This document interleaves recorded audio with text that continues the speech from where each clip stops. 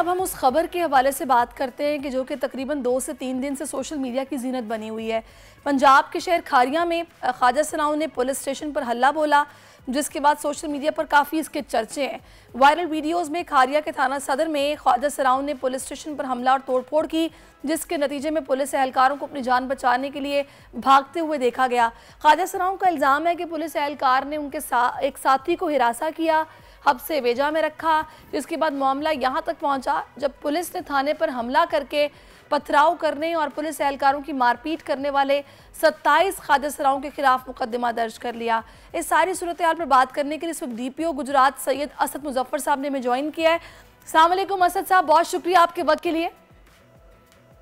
जी madam, वालेकुम सलाम। अच्छा असद साहब, पहले तो मुझे ये बताइएगा कि ये सारा वाकया असल में है क्या, क्योंकि हम तो सोशल मीडिया पे वीडियोस देख रहे हैं, कुछ वीडियोस ऐसी हैं जो कि हम लाइव दिखा भी नहीं सकते हैं। बड़ी अजीब सूरत हाल है, फिर लोग उस पर इस तरह के कमेंट्स कर रहे हैं कि जी थाना फतह कर लिया है। ऐसा क्या हुआ था कि इन ख्वाजा सराउं को वहाँ पर हमला करना पड़ा? मैडम, पहले तो गुजारिश ये है कि जो नई गवर्नमेंट मैडम CM साहबा ने स्टार्ट में ही जेंडर के ऊपर स्पेशल एम्फसिस दिए और उन्होंने मेल, फीमेल और ट्रांसजेंडर तीनों के बारे में एक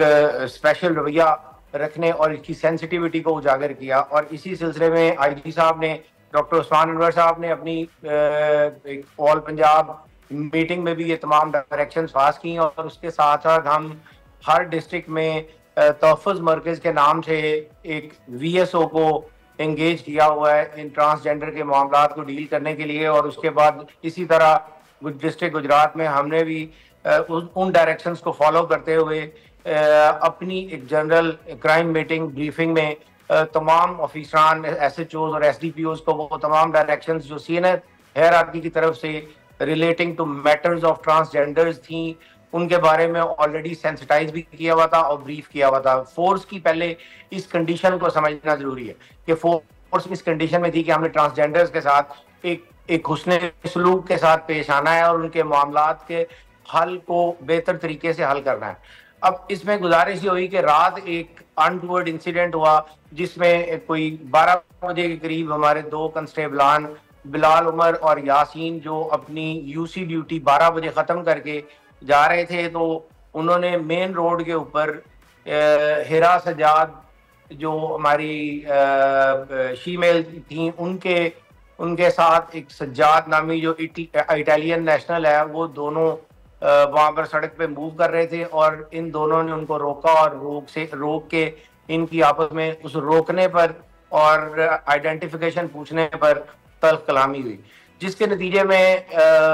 हिरा सजाद को ये इंसल्टेड फील हुआ, जो कि शायद वो ना रवैया बोलने का तरीका दोबारा बताइएगा कि क्या कांस्टेबल ने कहा हिरा को जो उनको नागवार गुजरा?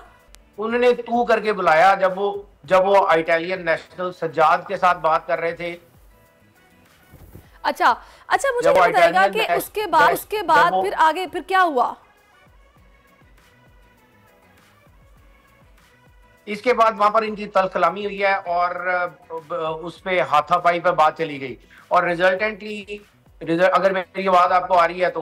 बिल्कुल मैं आपको सुन सकती हूँ, आप तसल्ली से अपनी बात कहिए। वहां पर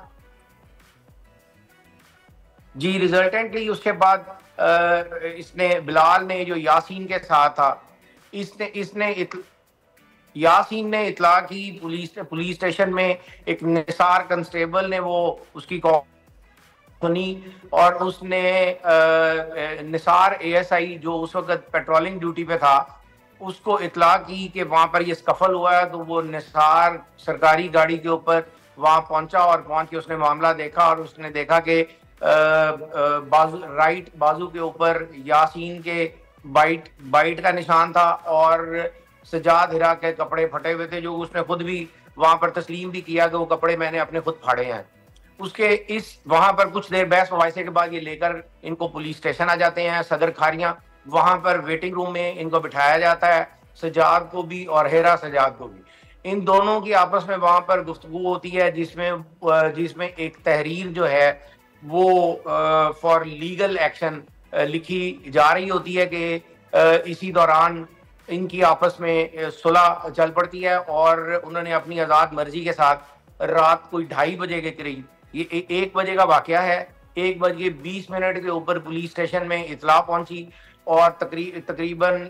1:10 पे इतला पहुंची और 1:20 पे निसार ASI मौके पर पहुंच गया, जहां से वो लेके इनको पुलिस स्टेशन आया और करीब 2:30 पे 2:30 बजे के करीब इनका आपस में सुलहनामा तहरीर हो गया, जिसकी बकायदा रिटर्न शक्ल है और उसमें सजाद और जब सुलहनामा हो गया तो मुझे ये बताएगा असद साहब, ऐसा क्या हुआ कि अगले ही दिन 27 ख्वाजा सराओं के खिलाफ मुकदमा भी दर्ज करना पड़ा और उन्होंने हल्ला भी बोल दिया? इतनी छोटी सी बात पर इतने मुश्तिल कैसे हो गए? मैडम, इसमें एक इशू और भी समझने वाला है कि जो VSOs जो हैं, VSOs हमारे डिस्ट्रिक्ट में तैनात हैं, उनके रोल पे भी इस केस के दर्ज होने के बाद और इस मामले के मंजर-ए-आम पर आने के बाद हमें रिव्यू करने पर मजबूर हुआ है कि जो VSOs हमने एंगेज किए हुए हैं, the way they are connected with their transgenders और फीमेल्स, इनके साथ उनके रिलेशनशिप और इस तरह की लॉ एंड ऑर्डर सिचुएशन में उनका रोल जो है, उसके ऊपर भी कुछ क्वेश्चन हैं जिसको हम आगे सीनियर है राती के नोटिस में लाएंगे। चले जी, नोटिस में लाना भी जरूरी है, इस पर प्रॉपर तहकीकात होनी चाहिए ताकि इस तरह के मामला दोबारा ना पेश आए, क्योंकि सोशल मीडिया पर बड़ी अजीबोगरीब किस्म की वीडियोस हैं जो कि नहीं होना चाहिए था जो कुछ हुआ है। बहुत शुक्रिया आपका असद साहब, आप हमारे साथ मौजूद रहे और आपने बताया है कि आखिर ये मामला क्या था। सब्सक्राइब करें और बेल दबाएं ताकि कोई खबर रह न जाए।